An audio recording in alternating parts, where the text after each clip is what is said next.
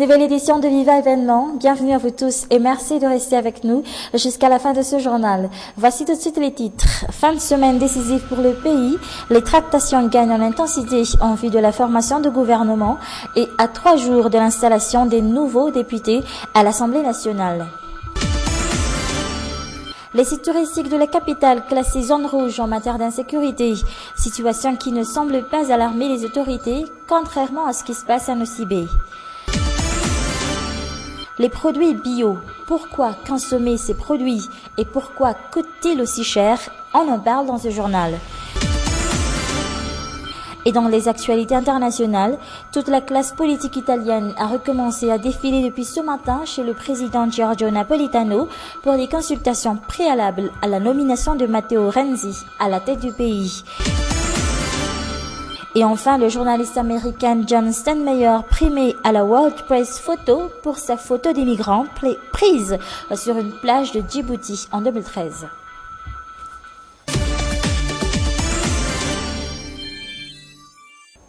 Entamons tout de suite ce journal par la page politique. L'ouverture prônée par le président Erazon Armapian semble être en bonne voie. C'est en tout cas ce que l'on pourrait interpréter les réunions qui se sont tenues ici et là dans la capitale aujourd'hui. Certains de ses adversaires semblent aujourd'hui dispos à collaborer avec lui. Les prochains jours s'annoncent donc décisifs pour le pays. C'est un reportage de Arbi Sarakoudbe sur les images de Nzara Diansour. Ce week-end s'annonce décisif pour le pays. On saura en début de semaine si l'ouverture prônée par Erazon Armapian pourrait se faire. Mais déjà, les résultats des tractations de ces derniers jours commencent à s'étaler au grand jour. Entre adversaires politiques aux dernières élections, le courant semble bien passé. Ici, Adnan Denanarvé, le leader du MMM, en compagnie de Sarah Georger Abearsou du Parti Vert.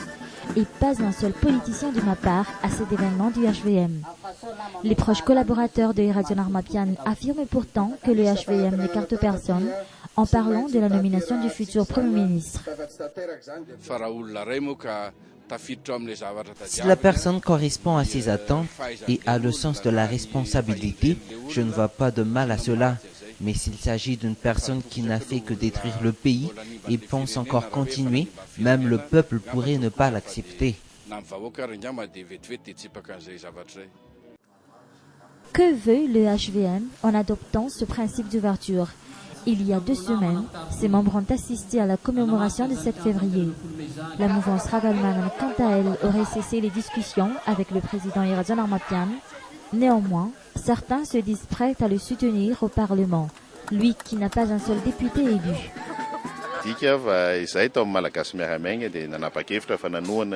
Le MMM a décidé de soutenir le président Erazon Armapian et ce soutien se fera sans condition. Il n'est pas dans l'habitude du MMM de soutenir quelqu'un puis de changer de bord. Mais quand nous soutenons quelqu'un, ce sera jusqu'à la fin. Dans sa quête de rassemblement, tout porte à croire que le HVM veut imposer à ses futurs alliés sa propre vision. Dans le domaine du tourisme, certains sites touristiques de la capitale, entre autres la Haute-Ville ou Souarane, sont aujourd'hui classés zone rouge en matière d'insécurité pour les touristes étrangers. Afin de leur éviter ce genre de désagrément, l'Office régional du tourisme d'Analamanque, l'Ortana, envisage de renforcer la communication allant dans ce sens. Et contrairement à la situation qui prévaut à Nosibé, celle de la capitale ne semble pas alarmer les autorités. Une enquête réalisée par Marna Tunjaf et Yves Chanel. Des touristes fraîchement arrivés à Madagascar, les cibles favorites des voleurs à la tire dans le centre-ville d'Antananarive. Beaucoup d'entre eux savent déjà qu'ils doivent faire attention durant leur promenade, même s'il s'agit de leur première visite. Comme ces 3 touristes français, pour éviter d'être dépouillés, la solution est très simple pour eux. Il ne faut pas voyager seul, enfin partir seul. Après, au moment où on est en groupe, il n'y a pas de problème. Ces touristes ont surtout peur des vols à la tire. Ici à Souarane, devant la gare, c'est presque tous les jours que les passants voient des touristes se faire dépouiller. Ils perdent leur portefeuille, bijoux ou encore leur téléphone portable et leur appareil photo. Depuis que ces éléments des forces de l'ordre ont été postés à cet endroit, les vols à la tire ont nettement diminué. Mais quand ils ne sont pas là, ces voleurs se regroupent parfois ici. Mais nous pouvons quand même protéger les touristes étrangers s'ils sortent du café de la gare. Mais si ce n'est pas le cas, nous ne pouvons rien faire. La situation devient incontrôlable ici à Souarane, à tel point que l'Office régional du tourisme d'Analamanque a décidé de les classer zone rouge en matière d'insécurité. Afin d'éviter ce genre de désagrément aux touristes durant leur court séjour à Antananarivo, l'Ortana a décidé de renforcer la communication allant dans ce sens.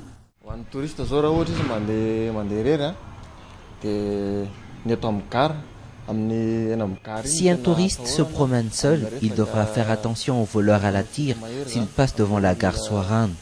Même s'il est accompagné d'un guide, cela ne repose pas ces voleurs qui sont très nombreux.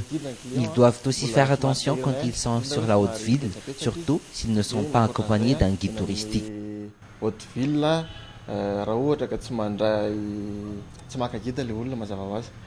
Ainsi donc, ce sont les touristes qui se promènent seuls qui sont les cibles favorites des voleurs à la tire.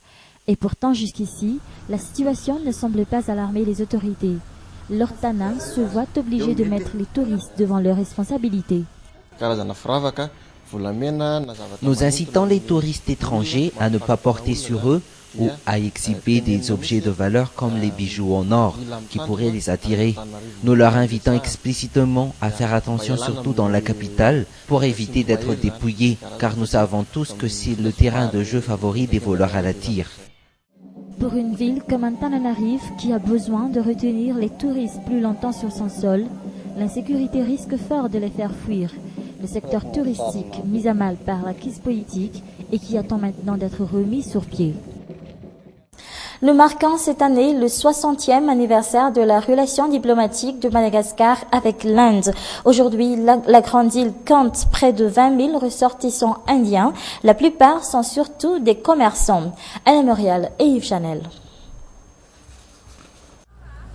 Les ressortissants indiens vivant à Madagascar évoluent surtout dans le domaine du commerce. La plupart sont ici pour ne plus revenir dans leur pays d'origine. Et signe de leur intégration dans la société malgache, 90% des quelques 22 000 ressortissants indiens recensés à Madagascar maîtrisent parfaitement bien la langue malgache, le mode de vie et la culture malgache.